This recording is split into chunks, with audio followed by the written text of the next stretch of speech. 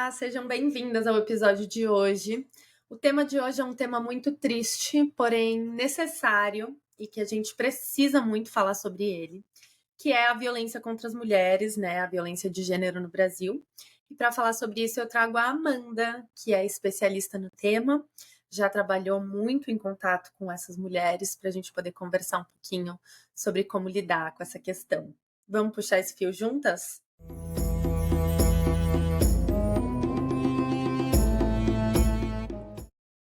Primeiro, eu queria pedir para você se apresentar. Quem é a Amanda? Sim. Bom, primeiro, obrigada, né? Muito legal estar aqui.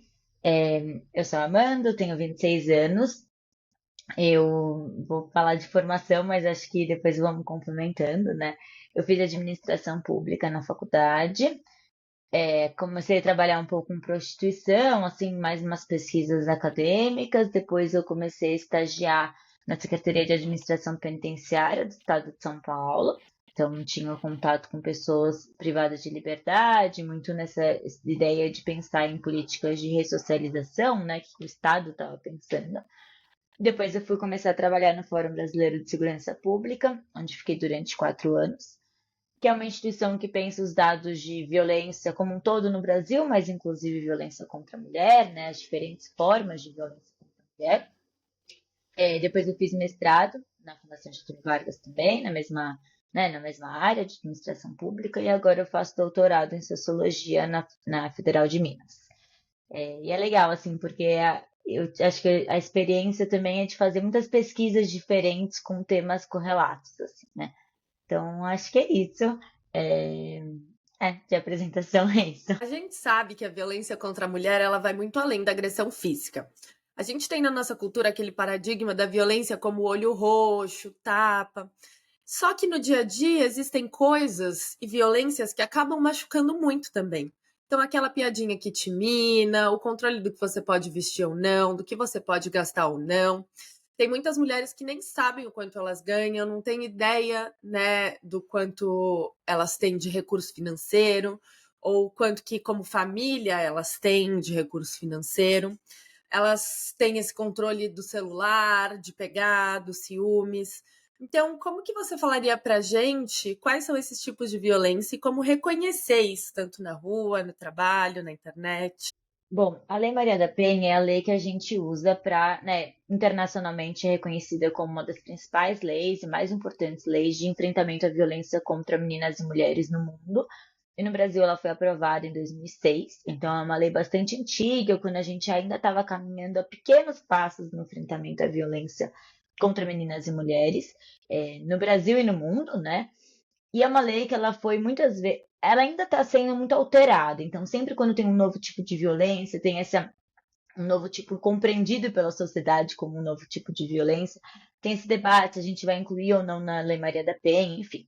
Mas o fato é que a Lei Maria da Penha ela prevê ao menos 5 tipos de violência, que é a violência patrimonial, violência moral, eu vou explicar depois cada uma, violência física, violência sexual e violência é, física, moral, verbal, patrimonial e sexual.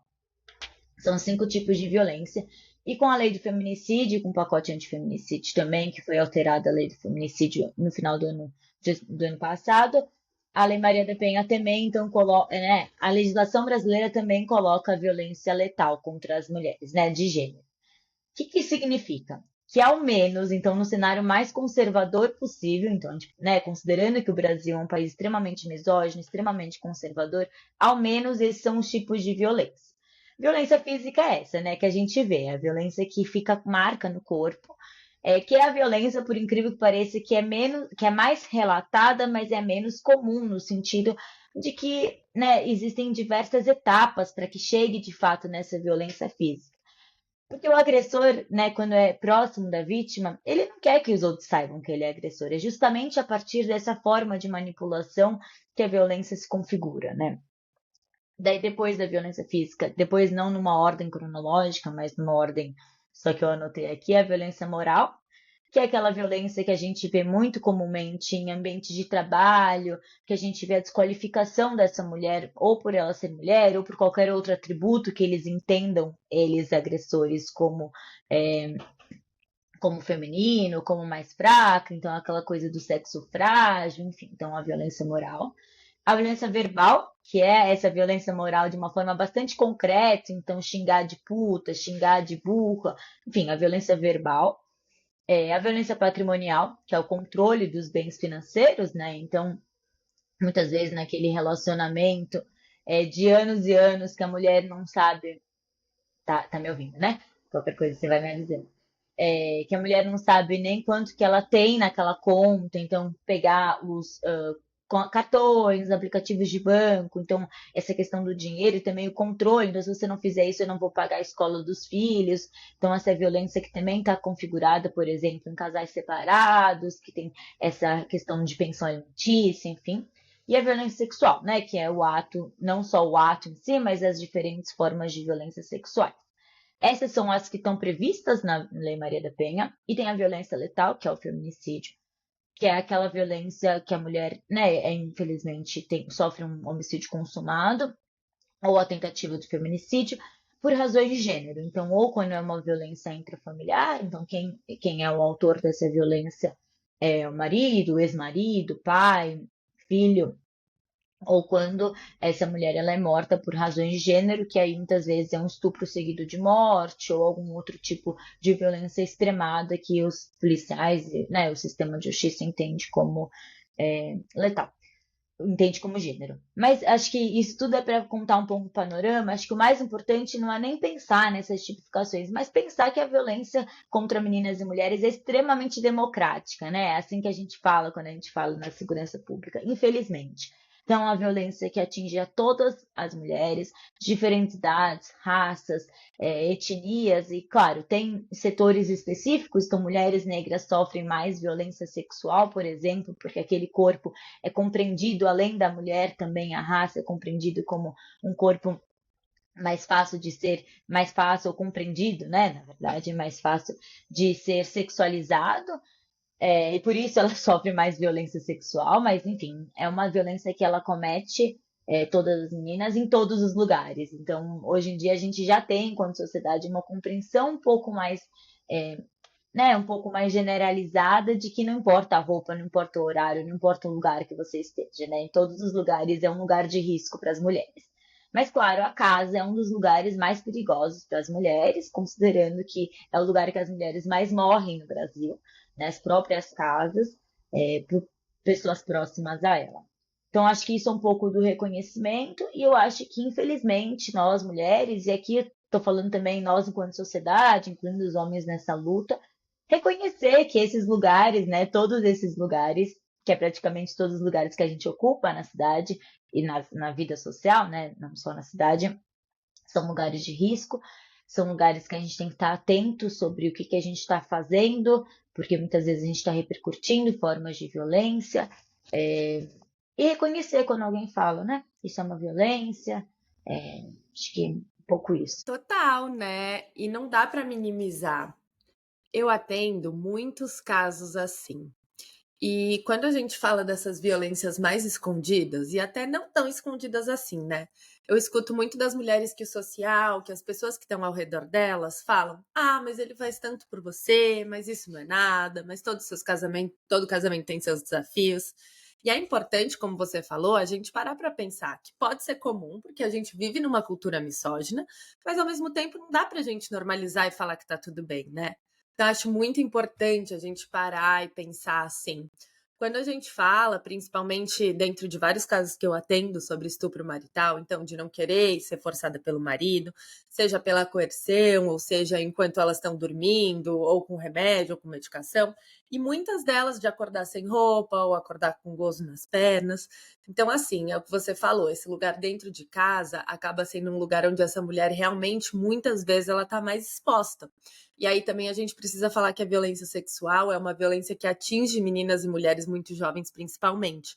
A gente sabe que o maior número desse tipo de violência acontece dentro de casa e pelos familiares, né? Isso. Acho que uma coisa que é legal que você está chamando a atenção, Vi, é um pouco essa ideia de que o homem ele pode ser maravilhoso, mas mesmo assim ele é um agressor, assim, né? Maravilhoso aos olhos da Uhum. sociedade. E como isso é difícil para a gente, enquanto vítimas, enquanto mulheres, de forma geral, reconhecer e na sociedade também. E acho que o importante é isso, assim, né? Desmistificar, não são monstros, são produtos da sociedade. E aqui, quando a gente faz podcast, quando a gente discute, a gente quer justamente desmistificar essa ideia, né?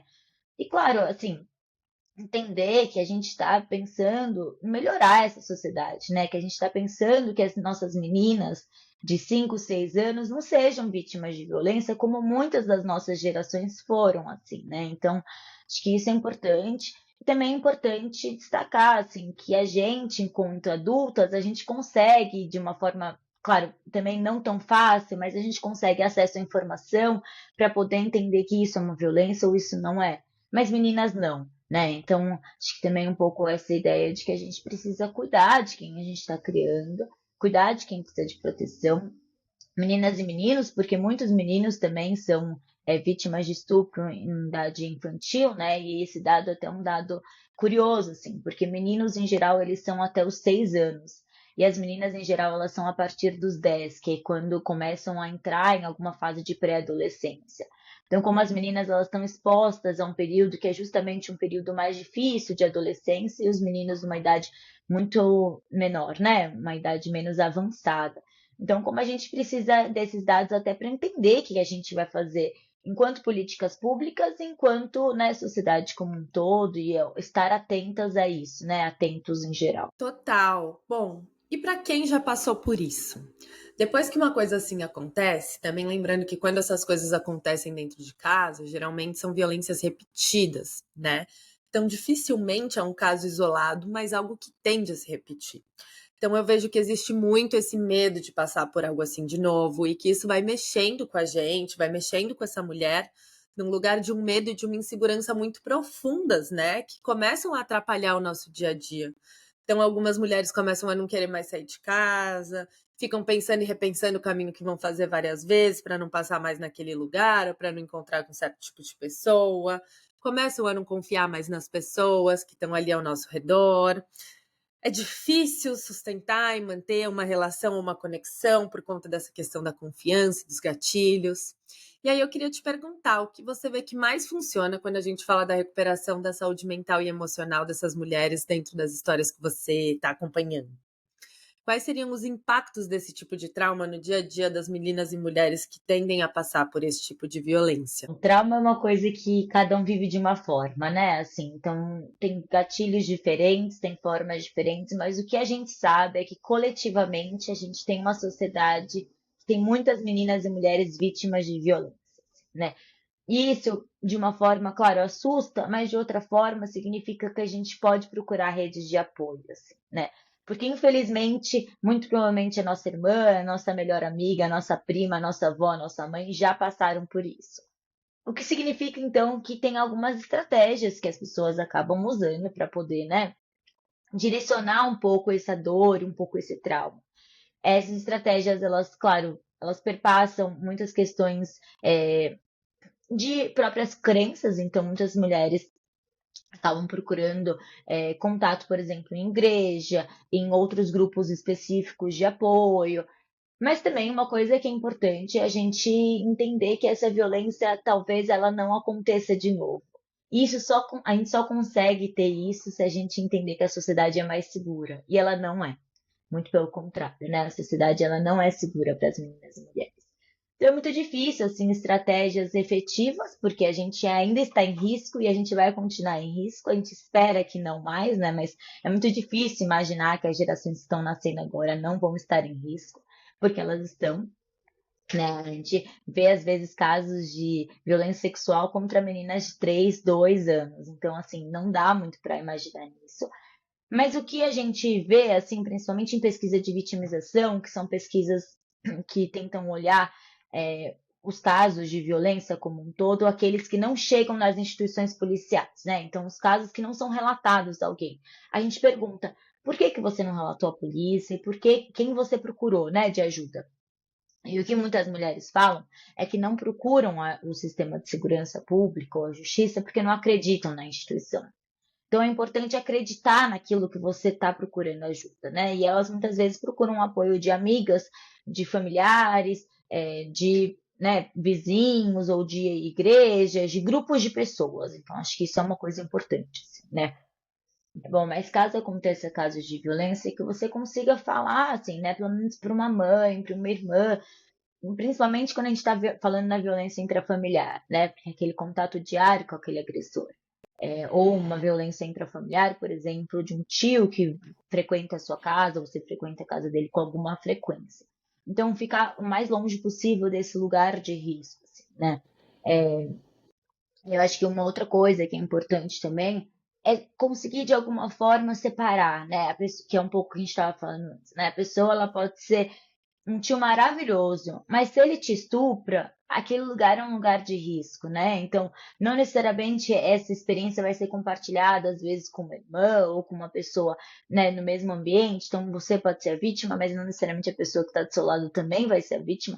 Mas isso não significa que aquela família não é apoio. Uma coisa que a gente fala muito, principalmente em momentos mais conservadores das sociedades, que defendem a família enquanto instituição, é que a família às vezes é o lugar mais perigoso. Então, procurar apoio também fora da família em muitos casos, né? Porque muitas vezes aquela família tem a ideia de que aquela instituição deve ser mantida independente da violência sofrida ali naquele contexto. Então, tomar muito cuidado para não procurar exatamente aquilo que te machuca, sabe? Então, conseguir um pouco olhar para isso. Uma outra coisa que a gente verifica que tem ajudado muito, né, que as mulheres falam quando elas sofrem violência, mas é ter uma nova vida, assim, né? Então, recomeçar, acho que tentar de outras formas.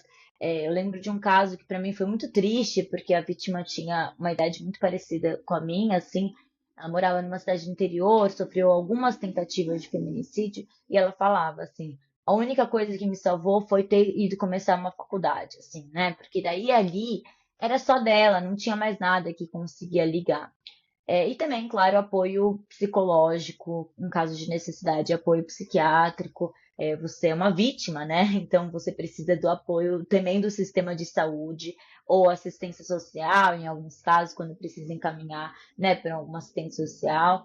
É, acho que é mais ou menos isso, assim. Tem algumas instituições também que fazem apoio jurídico em caso de necessidade gratuito para vítimas de violência doméstica, então também tem procurar assim apoios institucionais também que não o Estado, né, em caso de necessidade. E aí, eu gostaria também de definir que quando a gente fala de violência sexual, a gente não tá falando só da penetração em si, mas também do toque, de uma fala, de um sentar no colo.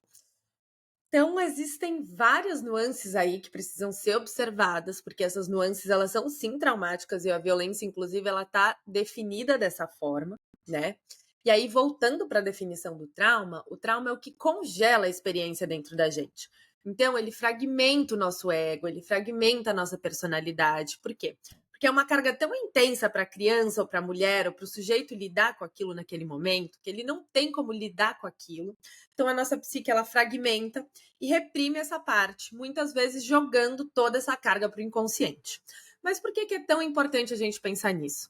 Porque o que necessariamente é trauma para uma pode não ser trauma para outra, né? Então, o trauma, ele é muito mais uma experiência interna, é como o que aconteceu se reflete no nosso mundo interior. E claro que isso vai depender do quanto a gente tem de capacidade psíquica, né? Quanto a gente tem um ego forte o suficiente ou não para lidar com esse tipo de situação. E aí tem uma outra coisa que também é muito importante, que é um conceito fundamental, diferente da psicanálise, que é o desmentido. Então, quando a gente vai falar dessa perspectiva, a gente precisa falar que essa pessoa que sofreu a violência, ela está com toda aquela carga psíquica que ela não sabe lidar, o corpo está ali, né, não sabendo como reagir, ela tende a buscar alguém de confiança para contar, principalmente no caso da criança. E quando essa pessoa conta isso para alguém de confiança ou da família, e ela é desmentida, ou seja, a pessoa fala: não, isso não aconteceu, não é bem assim, você está inventando. Ou então não precisa nem ser tão profundo, começa a questionar: mas você tem certeza? Será que você não entendeu errado?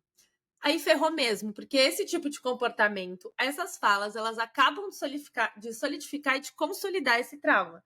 Então, isso retraumatiza, né? Por isso é muito importante para quem está ouvindo também ter um pouco essa visão.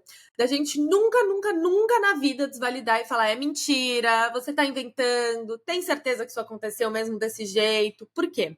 Porque todas essas falas, nesse momento, eles podem congelar o trauma. E aí você acabou de retraumatizar uma pessoa que já estava traumatizada, fragmentada. Então, por mais que você possa ter suas dúvidas se de fato aconteceu, se foi daquele jeito mesmo, não importa. A primeira coisa que a gente faz é acolher, é dar colo, é proteger. Depois, num segundo momento, você pode investigar essa história, buscar entender mais o que aconteceu, mas sempre sem desvalidar essa vítima, sempre sem desvalidar essa mulher, porque na maioria dos casos, eu não sei mais aqui a porcentagem nesse momento, porque me fugiu da cabeça, mas na grande maioria, acho que é mais de 90%, 95%, é verdade, né? Não são casos inventados. Então, isso acaba sendo uma estratégia muito importante. E isso que você falou do grupo de apoio vai justamente encontrar força nisso, né? É você se sentir acolhida por pessoas que também passaram por algo parecido, que de certa forma também estão tentando inventar soluções ou criar soluções para poder lidar com essa questão, como você falou.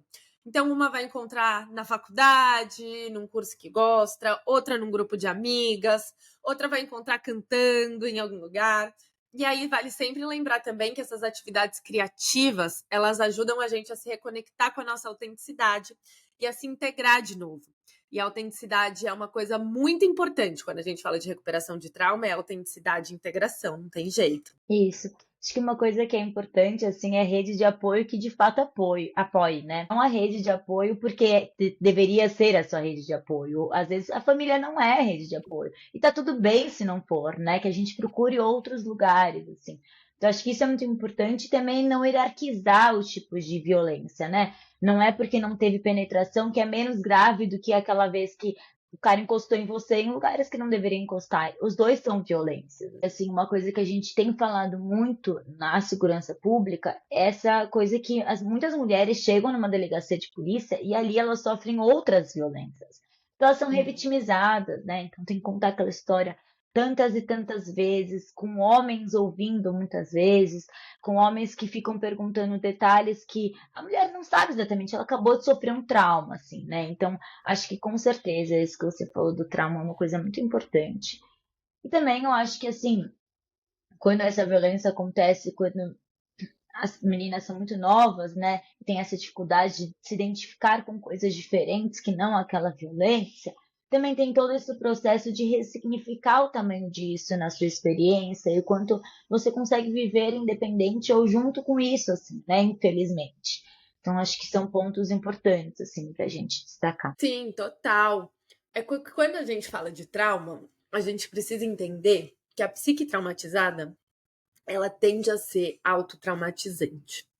Então, se aquilo é um processo inconsciente, né? Se esse trauma ficou reprimido, provavelmente você vai acabar repetindo isso fora e vai acabar sofrendo esse tipo de violência de novo, de novo, de novo, como uma tentativa da sua psique de reviver aquela experiência e poder finalmente ganhar um certo domínio sobre aquilo e poder integrar essa experiência que não está integrada, que está fragmentada. É como se fosse: olha para mim, eu preciso ser vista, né?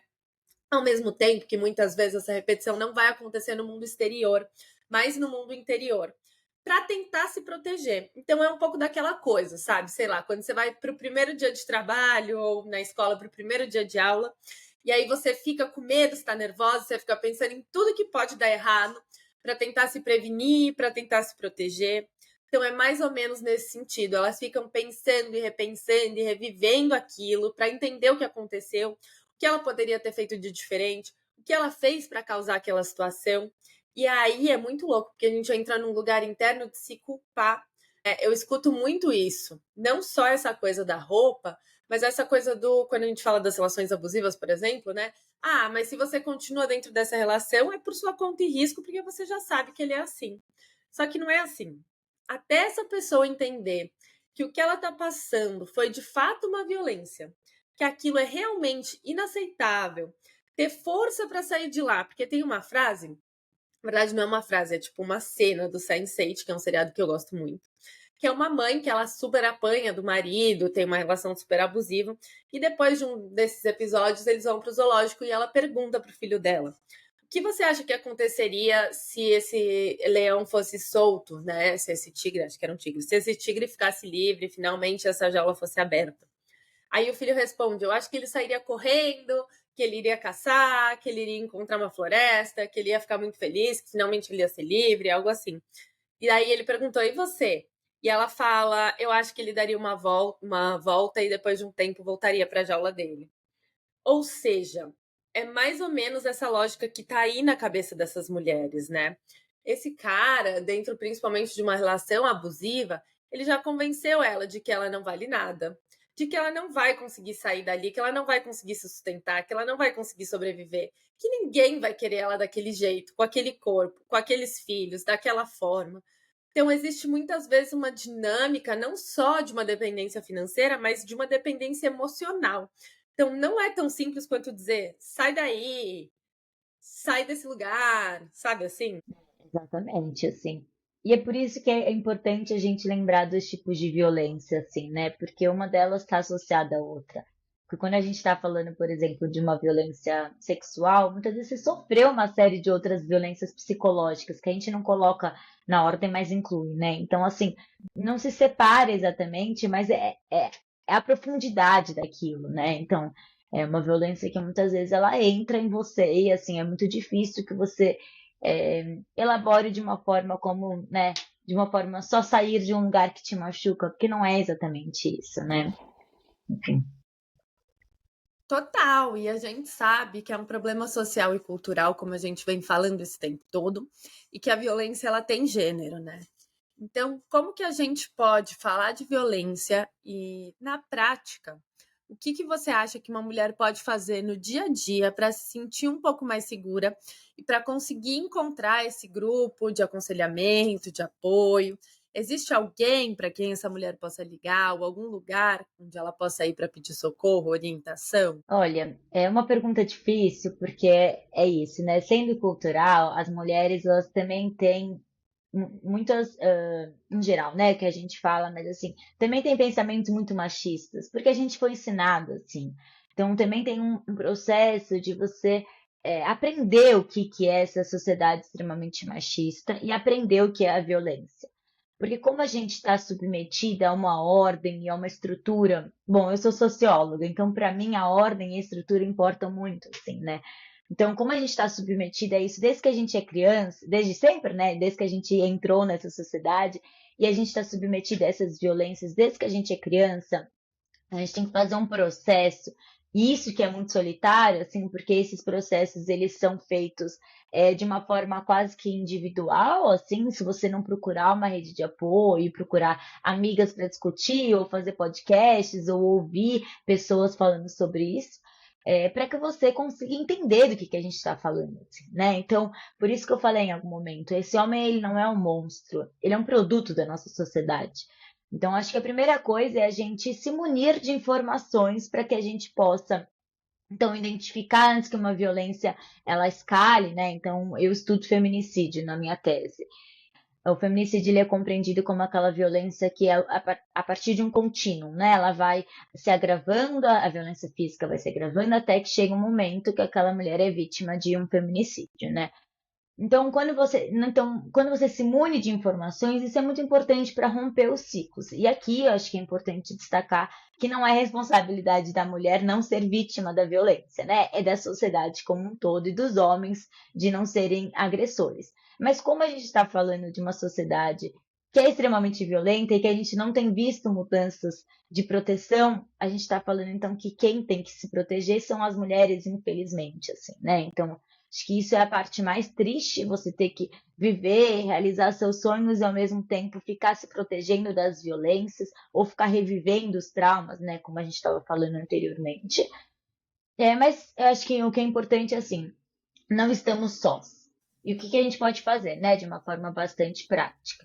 Além de procurar apoio de colegas, né, assim, amigas, redes de apoio, tudo isso que a gente já destacou bastante. Mas acho que a primeira coisa, assim, de também de se conscientizar, tal, é procurar ajuda antes que essa violência se agrave. assim, né? Então, teve um toque que não foi o toque normal, foi uma violência, então deu nome para isso, né? Foi uma violência sexual que você infelizmente sofreu, assim, né? Então, acho que a primeira coisa é dar o nome, dar o devido lugar das coisas, é admitir que pessoas que talvez você ame são pessoas extremamente violentas, né? Inclusive com você. Então, acho que esses são os pontos importantes. Tem alguns institutos que ajudam um pouco nesse encaminhamento da denúncia em caso, né, nos casos que as mulheres querem encaminhar uma denúncia por meio da segurança pública ou da justiça, então casos que se sentem à vontade para isso. Não se julgar se você não fizer um boletim de ocorrência, porque está tudo bem também, né? Então, como você vai lidar com essa violência, não necessariamente é denunciando a pessoa, mas pode ser que sim. E se você quiser, acho que também tem muitas instituições que ajudam a isso, assim, tem o Instituto Survivor, da Duda Reis, enfim, tem algumas possibilidades. Tem Instituto Maria da Penha, enfim, que também fazem um acolhimento dessas vítimas. Então, acho que são esses os pontos. E no dia a dia, assim, né, de ambiente de trabalho, de ir até o trabalho, ficar muito atenta, assim, né, às coisas que a gente está vivendo, porque, infelizmente, né, todos os lugares são lugares muito perigosos para as mulheres. Então, acho que, de forma geral, é mais ou menos isso. Acho que uma outra coisa que eu queria destacar também e não se julgar quando você é vítima de alguma violência que se agravou em algum relacionamento abusivo, alguma coisa desse tipo, porque não é a sua culpa, né? Não foi você que foi violenta com você, nem nada do tipo. Você sofreu uma violência, você é a vítima na história. E é isso, assim, também procurar ajuda psicológica, acho que isso também é muito importante, até para conseguir reconhecer um pouco a dinâmica que a gente está falando, né? Que são estruturas que legitimam essa violência, então a gente precisa ir muito fundo, às vezes, para ver o tamanho da violência que estamos submetidos, assim, né? E uma outra coisa que eu queria destacar, desculpa, mas eu acho que é acolher, né? Assim, se alguém te conta que sofreu uma violência, acolher essa vítima, que nem a gente estava falando, assim, acolher, levar a sério, não questionar. Às vezes também é parte da elaboração dessa vítima, o apoio que você está dando, igual poderia ser, né, com você, e caso seja necessário, encaminhar para as instituições. Né? Então, tem o Hospital Pérola Baiton, no centro de São Paulo, por exemplo, que acolhe vítimas de violência sexual, para fazer todos os procedimentos necessários. Então, acho que também um pouco esse processo, assim, né? A vítima às vezes não tem muitas condições naquele momento de procurar instituições de ajuda. Então, oferecer um pouco isso para ela também, né? Assim, o que que você quer fazer com essa violência que, infelizmente, você sofreu, assim, né? Porque, às vezes, a resposta é nada. É processar de uma forma que, naquele momento, não prevê ação. Mas, às vezes, quer, então, né? Quer que tenha ação. Então, cada vítima é uma. Então, acho que é um pouco isso. Total, né? E aí, pensando um pouco nisso que você falou, eu percebo dentro dos atendimentos que geralmente nessa coisa do relacionamento abusivo vai por dois caminhos, né? Como tendência, não sempre. Um caminho é a mulher que ela tá mais nessa posição da vítima, então ela começa a fugir do marido, então, sei lá, ela começa a dormir com mais roupa, e é horrível porque aí às vezes acorda sem nada. Ela começa a inventar programas para não estar nunca sozinha com ele. Ela começa a fugir mesmo, né? Montar estratégias para ela se desviar, para ela fugir. E é muito louco, porque você vê que muitas dessas mulheres começam a ter candidíase, questões, né, ginecológicas íntimas, como um reflexo desse trauma. Então, esse é um caminho que a gente vê muito. Mas também tem um outro caminho, que é o caminho dessa mulher mais fálica, que é o da vingança. Então, você vai ver, então você me bate, eu te bato. Muito cuidado para não entrar nesse jogo, né? O melhor que a gente pode fazer, se é que eu posso chamar isso de um jogo, mas o melhor que a gente pode fazer sempre, sempre, sempre é ir embora, como você estava falando, antes que essa violência escale, porque nos dois casos, então você reagindo ou não, a tendência é que essa violência escale. Então, ela começa a partir de um lugar e ela vai ganhando corpo, forma, confiança, e isso vai escalonando. Então, isso é realmente algo importante da gente pensar. Teve uma exposição na Bélgica onde eles faziam com as roupas das vítimas de violência sexual. Então, para mostrar que não é porque você estava com uma roupa ou com outra determinada roupa, não é isso que vai definir se você vai ser vítima ou não, né? Então, essa mesma lógica, ela se aplica aqui. Então, não é o seu comportamento ou a sua atitude, mas entender que, igual você falou, não é um monstro, mas aquele homem está inserido dentro dessa cultura, com essa socialização, e que ele age assim, e que por mais que ele não seja um monstro, e infelizmente a realidade é essa, cabe a você se proteger, porque muitas vezes ninguém vai te proteger por você.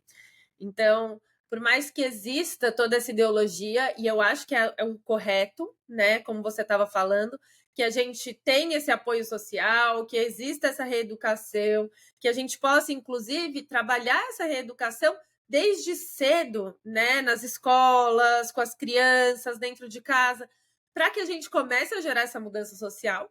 Mas a realidade é que hoje a gente precisa se proteger, né? E eu acho que assim, ele não vai mudar, né? Acho que isso é muito importante. Não importa o seu comportamento, ele é um homem agressivo e agressor, assim, né? E você é a vítima. Então, infelizmente, cabe a você romper esse relacionamento. Acho que isso para relacionamento abusivo e também para relacionamentos abusivos que a gente nem entende que é um relacionamento abusivo, que às vezes pode ser com o pai, às vezes pode ser com o irmão, pode ser com um Sim. tio, com um primo. Então, romper essas relações que você desconfia.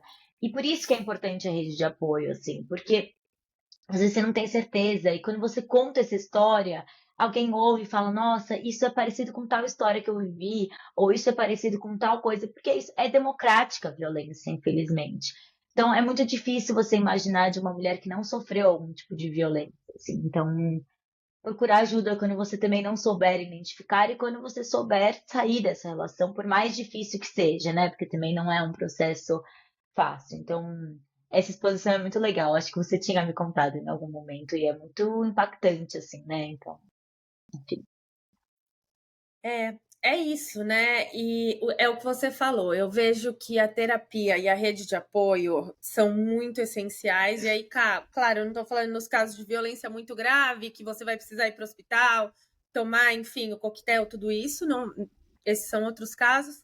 Mas para você entender que o que você está passando é uma violência e que existe saída, né? Não é fácil, é difícil, exige muito, vai te exigir tudo, mas é possível, né? E muitas vezes só saber que é possível ajuda muito. Isso. Não, acho que só uma coisa que eu queria contar super rápido, assim, que também tem uma Conta. coisa de que as pessoas elas só fazem denúncia quando aquele caso é muito grave na visão da vítima, né? Eu tenho uma amiga que ela sofreu violência física, moral, enfim, psicológica principalmente, e ela me falava que ela foi fazer o boletim de ocorrência porque ela sabia que essa seria a forma dela não voltar com ele. Então, acho que também pensar em estratégias para que esse rompimento ele seja um rompimento mais definitivo possível, assim, né? Porque depois que você, né, consegue curar algumas coisas dessa violência que foi sofrida, enfim, você consegue entender um pouco melhor que aquela relação nunca ia ter um final bonito, né? Um final bom. Ia ter sempre um lugar muito fatal, assim, né? E fatal pode ser inclusive a morte.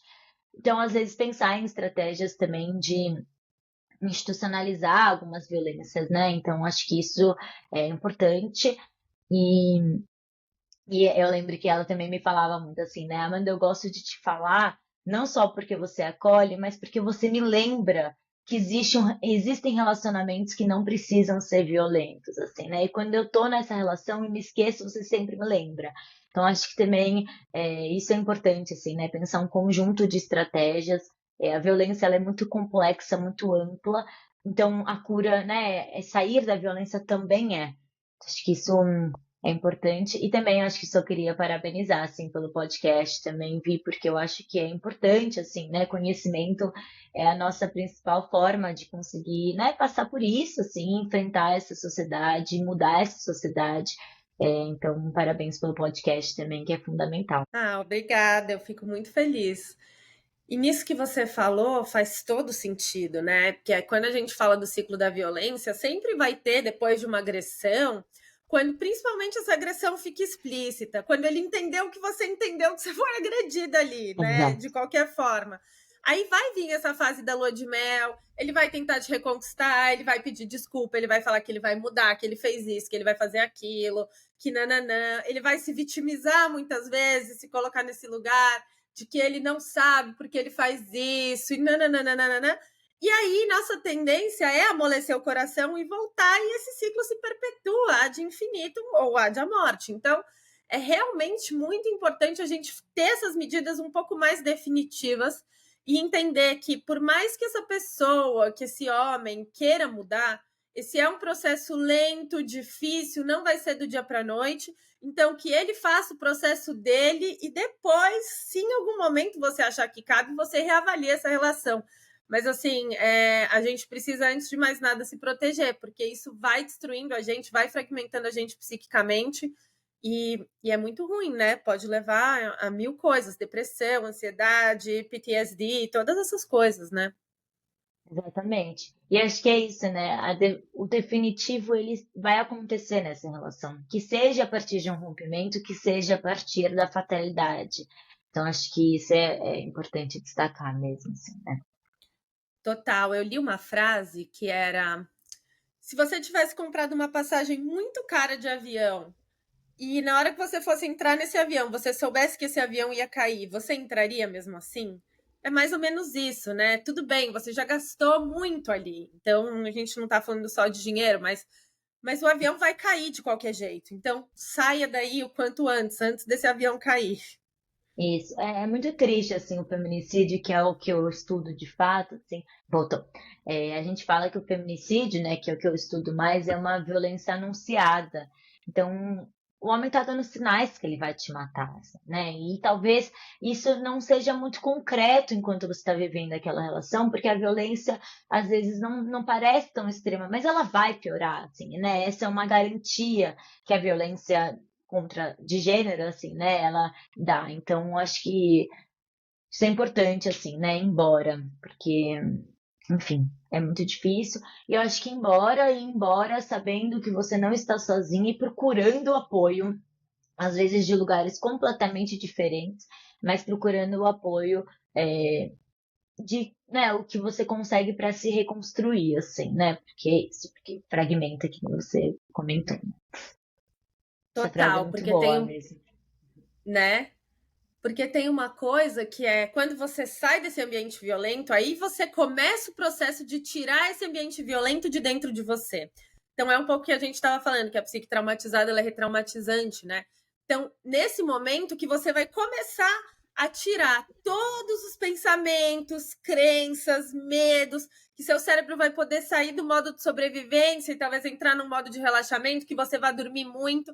E aí que você vai começar a poder reparar os danos psíquicos que foram causados. Então, sair, eu não vou falar que é só o primeiro passo, mas talvez seja uma metade do caminho e ainda tem uma outra metade para ser feita, reintegrada. Então, acho que vale a gente ter essa consciência, né? Que é um processo inteiro, não é só sair, é sair e depois tirar esse ambiente de dentro de você. E eu acho que é isso. Tem mais alguma coisa que você gostaria de falar?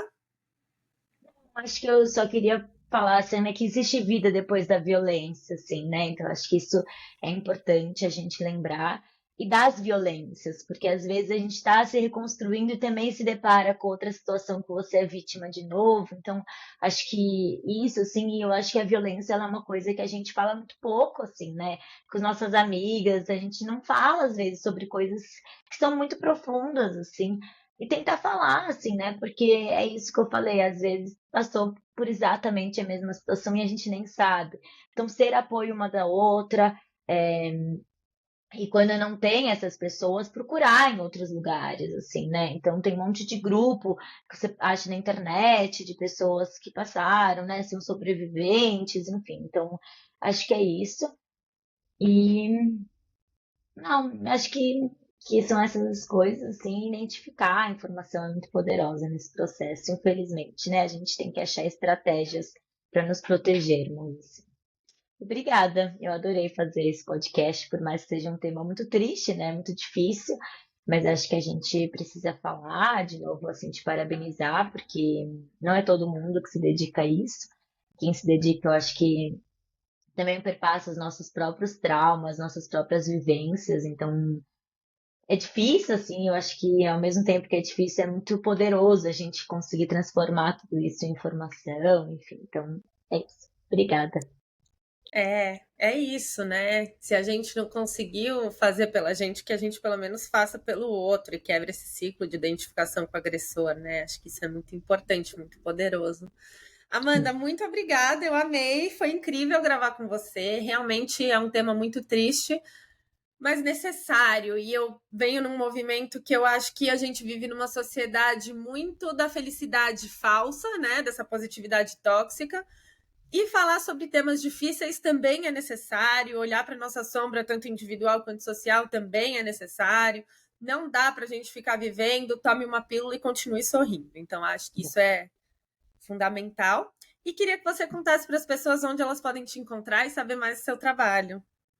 Bom, poucos lugares, que eu acho que eu sou uma pessoa não muito aberta, mas podem me procurar pelo Instagram, normalmente eu sempre respondo, às vezes as pessoas me mandam mensagem, assim, é Amanda Lagreca, então depois você pode deixar aí também, né, Vivi? Deixo. É, e eu acho que só queria destacar só mais uma coisa muito rápida, que são os números, assim, né? Então, acho que a Claro. gente às vezes não sabe muito qual que é a dimensão. A gente está falando que é muito democrático, que muita gente sofre, mas qual que é a dimensão? Então, a cada 6 horas, uma mulher é vítima de feminicídio no Brasil. A cada 2 horas, uma mulher é vítima de agressão física. E isso eu acho que nos mostra, assim, a gente não tem número de violência psicológica, porque muitas vezes não é uma violência denunciada. Esses números são aqueles números que chegam nas instituições de polícia, e a gente sabe que mais de 60, assim, no caso de estupro, mais de 90% dos estupros não chegam nas instituições. Então, acho que só para a gente destacar o tamanho também, né? Então, Eu vi uma outra pesquisa também, eu não sei se ela é real ou não, eu estava até procurando aqui, que uma mulher é estuprada a cada 8 minutos, né? Tem um estupro a cada 8 minutos no Brasil. Então, vocês veem que os números, e é o que você falou, isso só do que é reportado e denunciado. Lembrando que a maioria é vítima infantil, então que não tem essa denúncia, que muitas mulheres até hoje não denunciam, porque dependendo da situação, realmente, né, cada uma, como você disse, vai entender como é melhor dentro do seu processo lidar com isso. Mas os números, eles são assustadores, isso está acontecendo e muitas vezes isso fica como um tema velado, onde a gente não fala, mas é muito difícil você encontrar uma mulher que não tenha passado por alguma situação em maior ou menor grau em relação a isso. Então, falar sobre isso é muito importante. essa pesquisa é real, a gente que fez no Fórum Brasileiro de Segurança Pública, Ah, então, por tá. mais triste que seja, ela é real. E é isso, ela é um número que está dizendo, então, na verdade, se é 1 a cada 8, e a gente está falando que 90% só não chegam, né, desculpa, 10% só chegam nas instituições de polícia, a gente está falando de uma realidade extremamente drástica, assim, né? Então, de fato, acho que nos ajuda, assim, eu pessoalmente falando, sempre quando alguém me conta alguma coisa, quando vivencio, eu olho os números para lembrar que, assim, não estou sozinha, né? Infelizmente. Total, é isso. Muito obrigada. Obrigada, Vicky. Um beijo, Beijos. tchau.